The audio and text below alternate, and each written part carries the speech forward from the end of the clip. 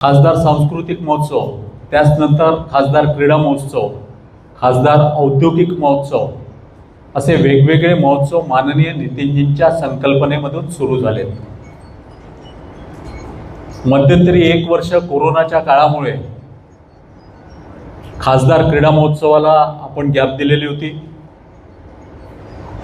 यावर्षी देखील निवडणुकीमुळे खासदार क्रीडा महोत्सव होतो की नाही अशी एकंदरीत शंका व्यक्त झालेली होती, परंतु आम्ही सर्व क्रीडा संघटक त्याचप्रमाणे या खासदार क्रीडा महोत्सवाचे सहसंयोजक यांनी चर्चा केली, एकदा चर्चा केली, दोनदा चर्चा केली, क्रीडा असोसिएशनशी चर्चा केली आणि ती चर्चा करून शेवटी वाढतं उन्हाचं तापमान लक्षात घेता, परंतु खंड देखील पडला नाही पाहिजे।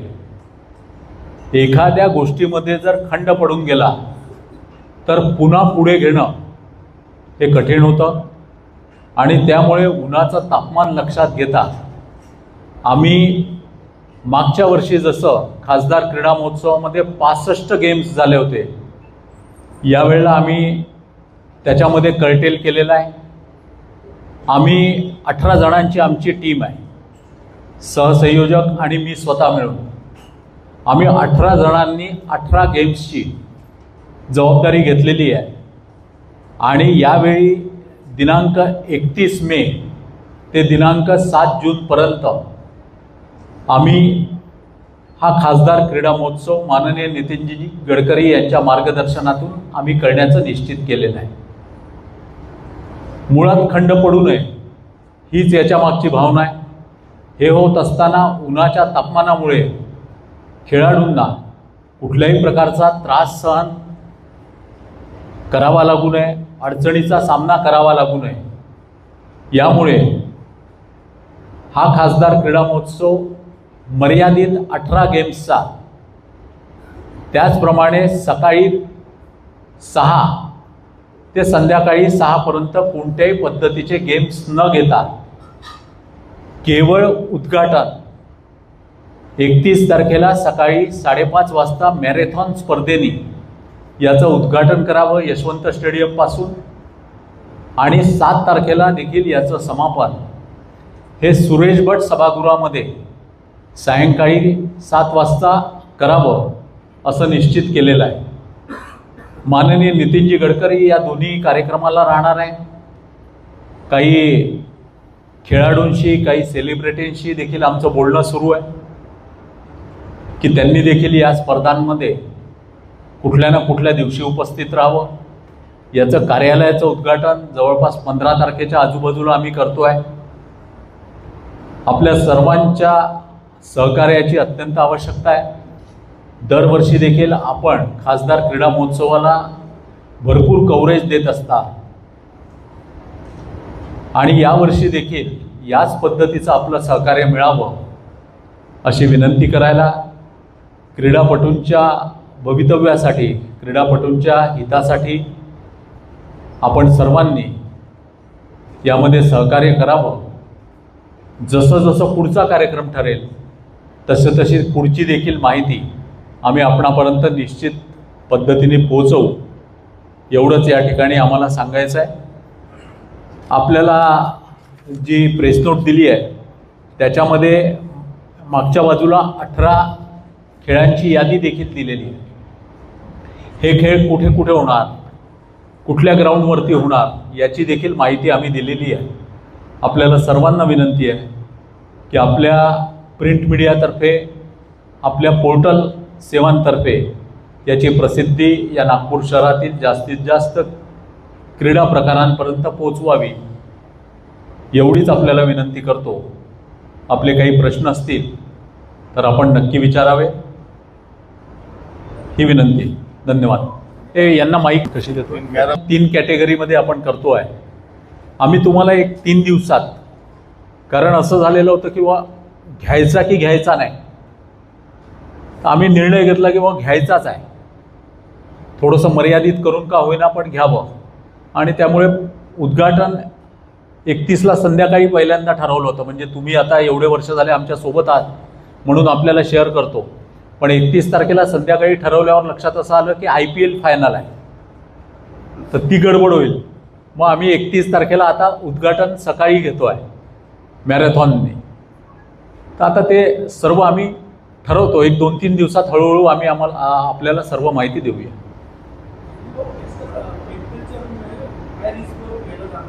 हो,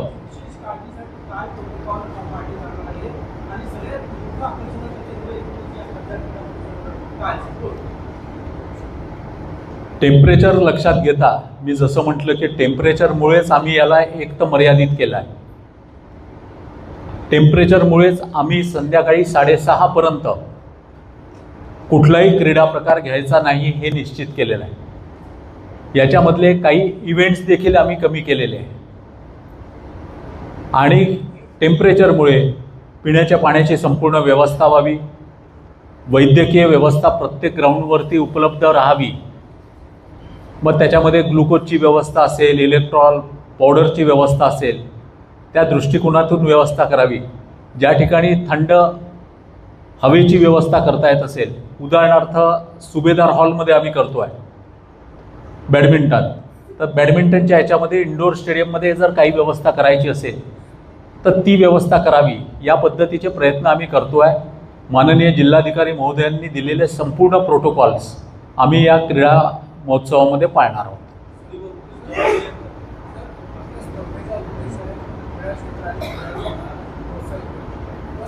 पत्रकारांचं मला असं वाटतं की मागचे 6-7 वर्ष झाले हाच विषय आपला नेहमी आपण लावून धरत असतो आणि हा योग्य विषय आहे. अनेकदा स्पर्धांमध्ये जे रेफरी असतात किंवा बाकी संयोजक जे असतात त्यांच्या माध्यमातून आमच्यापर्यंत माहिती मिळत नाही. यावेळेला आम्ही देखील त्यामध्ये सुधारणा काही करतो आहे. 18 गेम असल्यामुळे मला असं वाटतं की आम्हाला देखील ते कंट्रोलमध्ये राहणार आहे आणि त्यामुळे यावेळेला आम्ही त्याची खबरदारी घेऊ. यावेळेला अजून एक सांगायचं आहे की या स्पर्धा ज्या आहे या आम्ही शहरस्तरीय घेतो आहे. म्हणजे जे गजानन उमाठे यांनी विचारलं की मागच्या वेळेला आम्ही विदर्भस्तरीय काही स्पर्धा घेतल्या होत्या, जसं कबड्डी होतं, ॲथलेटिक्स होतं, खो खो होतं, मला असं वाटतं महाराष्ट्राची बास्केटबॉल स्पर्धा होती. तर यावेळेला आम्ही संपूर्ण स्पर्धा ज्या आहे त्या शहर लेवलवरती घेतो आहे.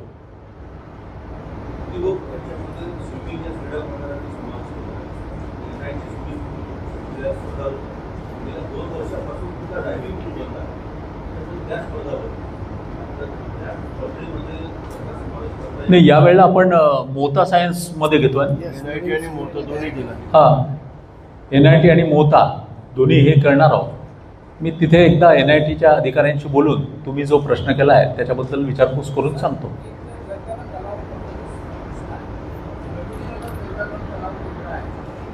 दुर्दैवाने म्हणजे नाईलाजानी ज्याला म्हणता येईल की यावर्षी आम्हाला घेता नाही येणार, कारण काटोलवरून निघायचं आहे स्पर्धेला. आम्ही 6:30ला स्पर्धा घेणार आहोत.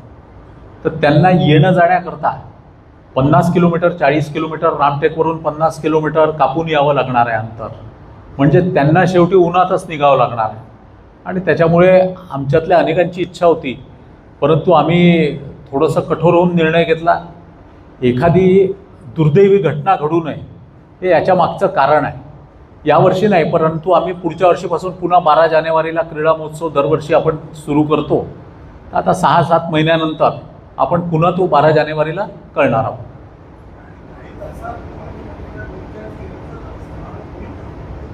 काय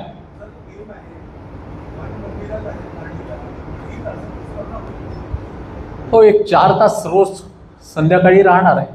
म्हणून आम्ही इव्हेंट्स कमी केले. जसं बास्केटबॉलमध्ये 3-3 इव्हेंट्स राहायचे, तर यावेळेला 1 इव्हेंट किंवा 2 इव्हेंट आम्ही करतो आहे, ज्याच्या माध्यमातून त्या 4 तासांमध्ये 2 क्रीडांगणावरती स्पर्धा व्हाव्यात. आणि सिटी लेवलवरती आहे. जसं कबड्डीला, खो खोला आपल्याला कल्पना आहे की प्रचंड रिस्पॉन्स हा ग्रामीण क्षेत्रातून होतो. म्हणजे उद्या आपल्याकडून बातमी छापल्यानंतर अनेकांचे नाराजीचे फोन देखील आम्हाला येणार आहे. ते सुरू झालेले आहे की आपण आम्हाला काय येऊ देत नाही, आम्ही आमच्या रिस्कवरती यायला तयार आहोत.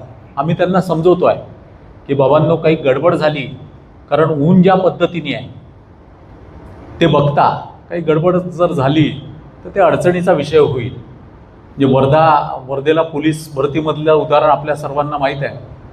तशा घटना जर झाल्या तर अडचणीचा विषय होईल. त्याच्यामुळे जीवन हे सर्वांचं मूल्यवान आहे हे बघून आम्ही हा निर्णय घेतलेला आहे.